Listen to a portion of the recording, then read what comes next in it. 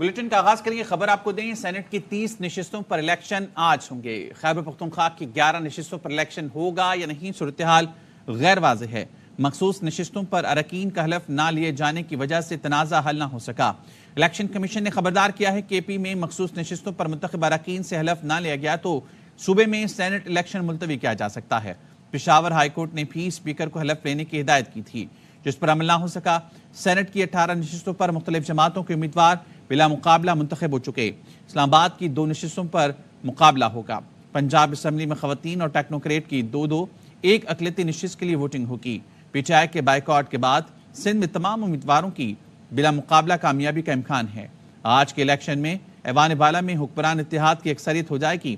Chairman senate Peoples party اور deputy chairman مسلم league نون سے ہوگا۔ سینٹ انتخابات سنی اتحاد کونسل کی پارلیمانی پارٹی کا اجلاس پشاور میں طلب کر لیا گیا ہے۔ اجلاس کی صدارت وزیر اعلیٰ خیبر پختونخوا علی امین گنڈاپور کریں گے۔ اجلاس صبح 9 بجے خیبر پختونخوا اسمبلی کے رحمان بابا ہال میں طلب کیا گیا ہے۔ سنی اتحاد کونسل کے تمام اراکین کو بروقت شرکت کی ہدایت کی گئی ہے۔ سنی اتحاد کونسل کے اراکین کو اجلاس میں شرکت کی تصدیق کی ہدایت بھی کی گئی ہے۔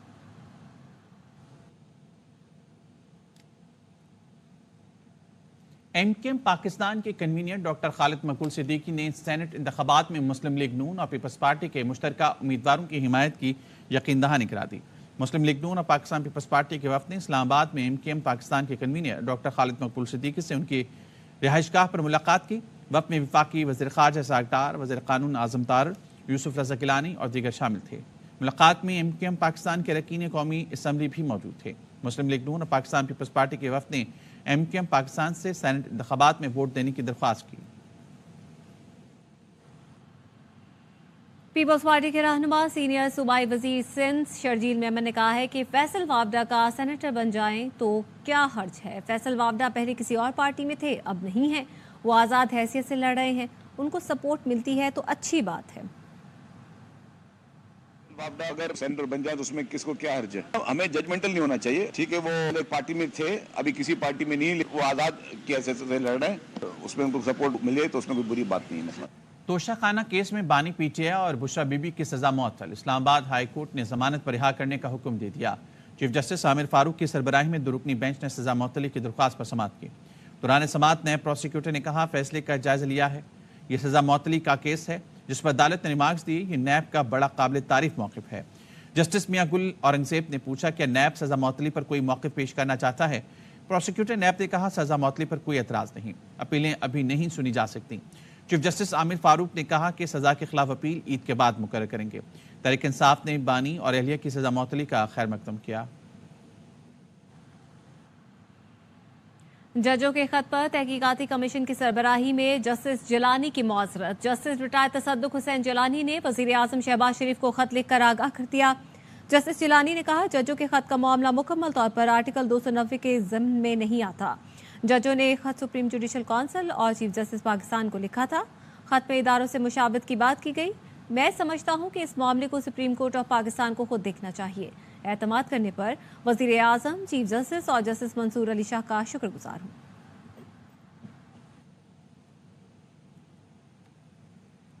اسلام آباد ہائی کورٹ کے 6 ججز کے خط پر سپریم کورٹ نے از خود نوٹس لے لیا۔ چیف جسٹس قاضی فائز عیسیٰ کی سربراہی میں 7 رکنی لارجر بینچ تشکیل دے دیا گیا۔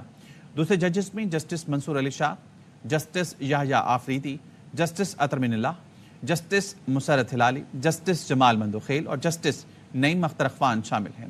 7 رکنی لارجر بینچ بدھ 3 اپریل صبح 11 بجے سے سماعت کرے گا۔ اسلام آباد ہائی کورٹ کے 6 ججز نے سپریم جوڈیشل کونسل کے نام خط میں خفیہ ایجنسیز کی مبینہ مداخلت کا معاملہ اٹھایا تھا۔ وفاقی وزیر قانون اعظم نذیر تارڑ کہتے ہیں جسٹس ریٹائر تصدق جیلانی نے کمیشن کی سربراہی بخوشی قبول کی۔ ہم نے ٹی او آرز بھی بھیج دیے تھے۔ معاملے کو سیاسی رنگ دیا گیا، دھاوا بولا گیا، بھڑک اور سڑک کی سیاست نے ہمارا بڑا نقصان کیا ہے۔ یہاں بھی یہی ہوا۔ وکلا تنظیموں نے کمیشن کا خیر مقدم کیا تھا۔ سو موٹو نوٹس پر سرپرائز نہیں ہوا۔ جو تناؤ ہے اس میں سو موٹو نوٹس لے کر چیف جسٹس نے صحیح فیصلہ کیا۔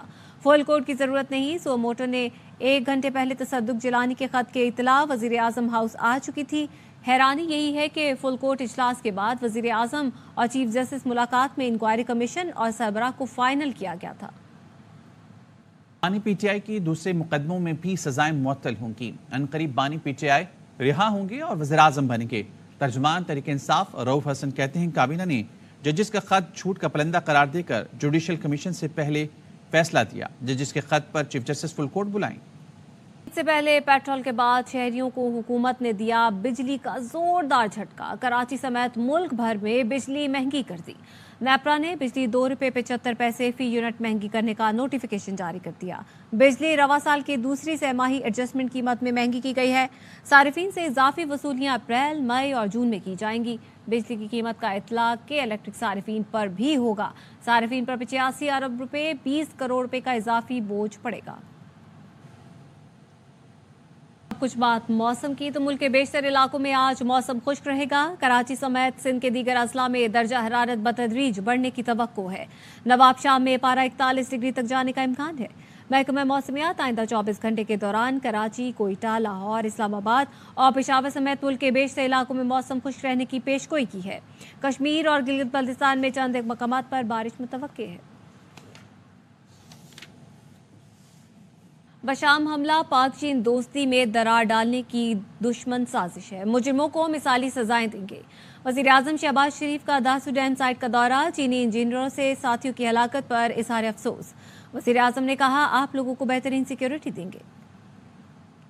This was a very cowardly act on the part of terrorists to kill innocent Chinese and Pakistanis for no other reason except to disturb exceptional friendship between China and Pakistan. This is the job of enemies of Pakistan. I want to assure you, the government of Pakistan will not leave any stone unturned to ensure that you get the best possible security. We will definitely get hold of the perpetrators and we will make sure that exemplary punishment is given to them so that it's a lesson nobody can even think of committing such dastardly act in future.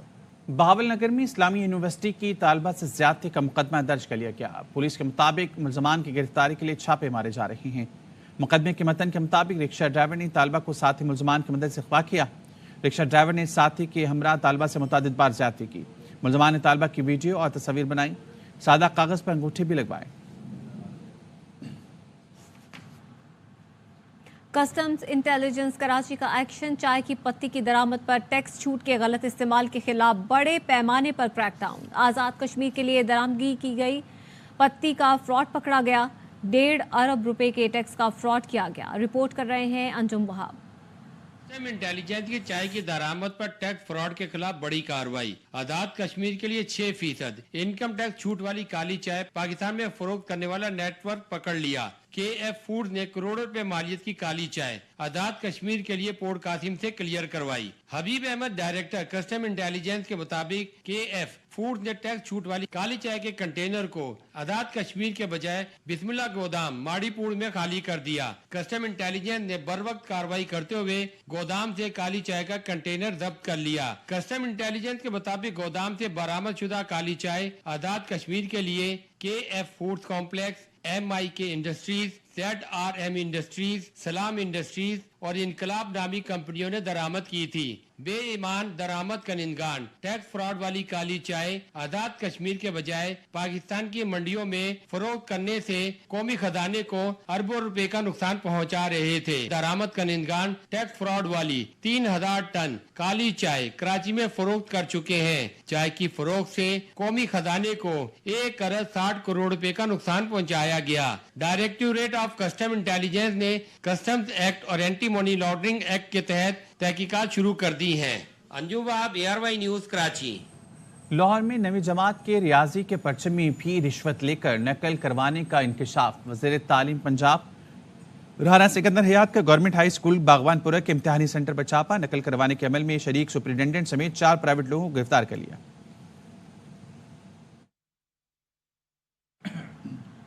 Toronto میں زیر حراست پی آئی a air hostess کو jail منتقل کر دیا گیا۔ پی آئی اے کی air hostess کو ممنوعہ اشیاء برآمد ہونے پر حراست میں لیا گیا تھا۔ ترجمان پی آئی اے کے مطابق ایئر ہوسٹس ہنا ثانی کو ٹورنٹو کی عدالت میں پیش کیا جائے گا۔ ذرائع کے مطابق ایئر ہوسٹس کی گرفتاری پر ایف آئی اے نے بھی پی آئی اے سے رابطہ کیا ہے۔ FIA نے گرفتار خاتون فضائی میزبان کی تفصیل مانگ لی ہے. PIA نے مینیجر اور فلائٹ شیڈول کے خلاف انکوائری شروع کر دی ہے. فلائٹ شیڈول پر ٹورنٹو کے لیے 9 فلائی ڈکلیئر اسٹاف کی تعیناتی کا الزام ہے. DGM فلائٹ سروسز نے معمول سے ہٹ کر ایئر ہوسٹس کی ڈیوٹی خود لگائی تھی. خوش آمدید. اور اب بات کریں گے ملک بھر میں 22ویں روزے کی سحری کی تیاریاں جاری ہیں. لاہور کا رخ کریں گے. ہمارے ساتھ موجود ہیں خواجہ رمضان مجید اور ان سے جانیں گے. خواجہ رمضان مجید بتائیے گا کہاں پر موجود ہیں اور کیا انتظام ہے یہاں پہ سحری کے لیے؟ جی بالکل، آج رمضان المبارک کی 22ویں سحری ہے اور میں منہاج القرآن کے زیر اہتمام جو شہر اعتکاف کیا جاتا ہے وہاں پر موجود ہوں. اور یہاں پر بڑی تعداد میں جو مرد اور خواتین جو ہیں وہ آخری عشرے میں جو ہے وہ اعتکاف کرتے ہیں اور یہاں پر سحری کا اور افطاری کا بڑا وسیع پیمانے پر اہتمام کیا جاتا ہے. سحری کے اوقات میں جو یہاں پر بیٹھے ہوئے افراد جو ذکر و اذکار کرتے ہیں، عبادات کرتے ہیں، ان کے لیے خاص طور پر دہی، لسی اور اس کے ساتھ ساتھ جو ہے مختلف پکوان تیار کیے جاتے ہیں. آج کا جو خاص ان کا مینیو ہے اس میں مرغ چنے ہیں اور یہ کیونکہ زیادہ تر چنے پسند کرتے ہیں تو چنے ہیں اور اس کے ساتھ ساتھ دہی ہے اور لسی ہے اور ساتھ چائے کا اہتمام کیا گیا ہے. تو یہ جو نوافل ہیں اور عبادات کا جو سلسلہ ہے یہاں پر آخری عشرے کے جو ہے وہ اسی طرح سے جاری رہے گا اور سیر و افطار کا بھی اہتمام یہاں پر اسی طرح سے کیا جاتا ہے. شہر لاہور میں مختلف جو ہے وہ فوڈ پوائنٹس بھی ہیں جہاں پر مختلف جو سحری ہیں وہاں پر پہنچے ہوتے ہیں اور سحری کے اوقات میں زیادہ تر پسند کرتے ہیں لاہوریے گھر سے باہر جا کر سحری کرنے کو ترجیح دیتے ہیں اور مختلف پوائنٹس پر بھی اسی طرح سے رش ہے. جبکہ اب اعتکاف کا جو سلسلہ ہے تو اعتکاف میں بھی مساجد کے اندر بڑا بہترین طریقے سے جو ہے سحری کا اہتمام کیا جاتا ہے اور اسی طرح سے یہ جو آخری عشرہ چلتا رہے گا. جی بہت شکریہ خواجہ رمضان مجید. پشاور کا اسپتال روڈ سحری میں انڈے پراٹھے کے شوقین افراد کی اولین ترجیح ہوتا ہے، جہاں سحری کے ساتھ ساتھ دوستوں کی محفل بھی سج جاتی ہے. مزید بتا رہے ہیں ہمارے نمائندے ظفر اقبال. اسپتال روڈ پر ایک قہوہ خانے کے سامنے موجود ہے جہاں پر لوگوں کی بڑی تعداد اس وقت سحری کرنے کے لیے آئے ہوئے ہیں، جو کہ روایتی طور پر انڈا پراٹھا اور چائے کے ساتھ سحری کرتے ہیں. یہاں پر نوجوانوں کی بڑی تعداد ایک ٹیبل کے ارد گرد موجود ہے جو سحری کرنے آئے ہیں. ان سے پوچھیں گے کیا وجہ ہے یہاں پر سحری کرنے. انڈا پراٹھا تو گھر میں بھی آپ کو ملتا ہوگا. تقریباً 5-6 سال سے ہم لوگ یہاں پہ آ رہے ہیں، دوستوں کے ساتھ بیٹھتے ہیں، گیدرنگ ان کے ساتھ ہو جاتی ہے. انڈا پراٹھا تو گھر میں بھی لوگ کھا لیتے ہیں، انڈا پراٹھا بھی کھا لیتے ہیں اور قہوہ ماوا بھی پی لیتے ہیں ساتھ میں. تو بس اس طرح ہوتا ہے کہ دوستوں کے ساتھ بیٹھ کے گیدرنگ کا مزہ بھی آ جاتا ہے، ذرا گپ شپ بھی لگ جاتی ہے. یار دوست یہاں پر مل بیٹھ کر نہ صرف دن بھر کی گپ شپ جو ہے وہ کرتے ہیں بلکہ روایتی طور پر جو سحری ہے اس سے بھی لطف اندوز ہوتے ہیں. کراچی میں سحری کا وقت قریب آتے ہی شہریوں نے مختلف فوڈ اسٹریٹس کا رخ کرنا شروع کر دیا ہے. مزید بتائیں گے عدنان راجپوت جو اس وقت طارق روڈ کی فوڈ اسٹریٹ پر موجود ہیں. میں بھی 22ویں سحری کی تیاریاں جاری ہیں. ہم اس وقت طارق روڈ کی فوڈ اسٹریٹ پر موجود ہیں. یہاں پر اگر بات کی جائے شہریوں کی تو شہری بڑی تعداد میں اپنی فیملیز اور دوستوں کے ہمراہ یہاں پہنچ رہے ہیں اور سحری کرتے ہوئے دکھائی دے رہے ہیں. اس فوڈ اسٹریٹ پہ مختلف مزیدار کھانوں کے ہوٹل دستیاب ہیں. ہم اس وقت جس ہوٹل پہ موجود ہیں یہاں پر بھی مختلف اقسام کے مزیدار کھانے تیار کیے جاتے ہیں. یہاں پر مرغ چنا اور پائے ہیں جو بڑے مشہور ہیں. اس کے ساتھ ساتھ یہاں پر جو تل والے نان بھی شہریوں میں سرو کیے جا رہے ہیں. شہری رات 2 بجنے کے بعد ہی یہاں پر پہنچنا شروع ہو جاتے ہیں اور اپنی فیملیز اور دوستوں کے ہمراہ سحری کرتے ہیں. جبکہ اس کے علاوہ شہر کے مختلف فوڈ اسٹریٹ پر بھی شہریوں کا کافی رش دکھائی دے رہا ہے اور شہری جو ہیں اپنی فیملیز کے ہمراہ فوڈ اسٹریٹ پر پہنچ کر 22ویں سحری کی تیاریاں کر رہے ہیں اور مختلف کھانوں سے لطف اندوز ہو رہے ہیں.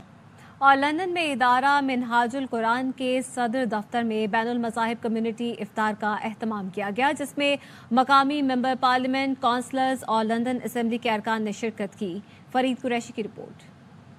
منہاج القرآن لندن کی طرف سے بین المذاہب افطار ڈنر کا اہتمام کیا گیا، جس میں مقامی ممبر پارلیمنٹ اسٹیفن ٹمز نے خصوصی شرکت کی اور اپنی گفتگو میں ادارے کے کام کی تعریف کی. منہاج القرآن لندن کے انچارج علامہ صادق قریشی نے میڈیا سے گفتگو میں کہا کہ کمیونٹی کا خدمت ہمارا نصب العین ہے. منہاج القرآن کے قائد حضور سیدی شیخ الاسلام کا ویژن اور مشن یہی ہے کہ انسانیت کے لیے جو ہے ہم کمیونٹی کے لیے خدمت کریں. جو بھی کمیونٹی کے لیے خدمت کرتا ہے وہ جو ہے اللہ اور اس کے رسول کی نگاہ میں بہت بلند ہے. انٹرفیتھ کمیونٹی कम्युनिटी इफ्तार में डिप्टी मेयर ऑफ थरक कैसर अब्बास और कौंसलर मुअज्जम संधू भी शरीक थे। मैं समझता हूँ ये बड़ा पॉजिटिव है कि जिस तरीके से मुस्लिम मज़ाहिब को कम्युनिटीज़ को ये इकट्ठा कर रहे हैं। इफ्तार में जो सबसे बड़ा पैगाम ये है कि हमें एक दूसरे को याद रखना चाहिए, एक दूसरे के साथ मोहब्बत और प्यार के साथ इकट्ठे रहना चाहिए। इफ्तार में शरीक मुख्तलिफ मज़हब और कौमियतों की सियासी और समाजी शख्सियात का कहना था कि रमज़ान के बाद भी बैनुल मज़हब रवाबत का सिलसिला जारी रखेंगे। Farid Qureshi, ARY news, London. मशरकी London के इलाके में कम्युनिटी हॉल में समर ट्रस्ट के ज़रिए तमाम सालाना ग्रैंड अफ्तार डिनर का एहतमाम किया गया, जिसमें मुस्लिम कम्युनिटी के अलावा दूसरे मज़ाहिब के लोगों ने भी शिरकत की। लंदन से चौधरी अब्दुर्रहमान सज्जाद की रिपोर्ट। ट्रस्ट ने हर साल की तरह इस साल भी मशरकी लंदन के कम्युनिटी हॉल में इफ्तार डिनर प्रोग्राम का इख्तिमाम किया। इफ्तार प्रोग्राम में मुसलमानों के अलावा दूसरे मज़ाहब से ताल्लुक रखने वालों को भी मदऊ कर रखा था। प्रोग्राम के मुंतज़िम ज़ियाउल्लाह सियालकोटी ने ARY न्यूज़ से गुफ्तगू करते हुए यूं इज़हार ख्याल किया। हर एक कम्युनिटी के जो सेक्टर हैं उनको इनवाइट किया जाता है ताकि इस्लाम का जो असल स्पिरिट है कि लोगों को वो दिखाएं। का कहना था कि इफ्तार के जरिए गैर मुस्लिमों तक इस्लाम का पैगाम पहुंचा रहे हैं। हम लोग हर साल इधर इफ्तारी करने आते हैं, मुसलमान और नॉन मुसलमान भी आते हैं, अटेंड करते हैं, तो अच्छा मौका मिलता है मैसेज करने का इस्लाम का। ये रहमत वाला महीना भी है जो आम लोगों के लिए, हर मजहब के लिए एक अमन का पैगाम भी है। समर ट्रस्ट के सालाना इफ्तार प्रोग्राम में लंदन के तूलो अर्ज और मुख्तलिफ इलाकों से लोग शरीक हुए। Chaudhary Abdurrahman Sajjad, ARY news, London. Bulletin से फिलहाल इतना ही। मज़ीद खबरों के लिए विजिट कीजिए ARYnews.tv।